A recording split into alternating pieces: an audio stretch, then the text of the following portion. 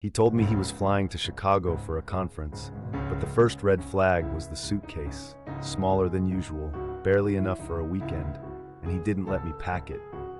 The kiss goodbye tasted off, like he was already somewhere else, but I tried to ignore it. That night, my phone buzzed with a call from his boss, except his boss didn't know about any trip, and suddenly I was wide awake, heart pounding, sweating in our empty bed. I spent hours pacing, replaying every argument, every whispered phone call he'd taken in the bathroom, every time he'd left me waiting at dinner. By morning, I'd convinced myself I was being paranoid, until I got a message from a woman I'd never met.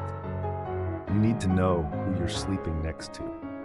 She sent a photo of him, years younger, arm in arm with a man whose face I recognized from a news story about a botched robbery.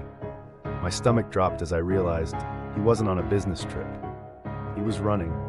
I drove to the address the woman gave me, an old motel off the interstate, and saw his car. I almost turned back, but I needed answers. Inside, I found him shoving cash into a duffel bag, hands shaking, eyes wild. He barely looked at me before muttering, "I never meant for you to get involved." The argument exploded. Tears, accusations, the truth about his past spilling out in broken pieces.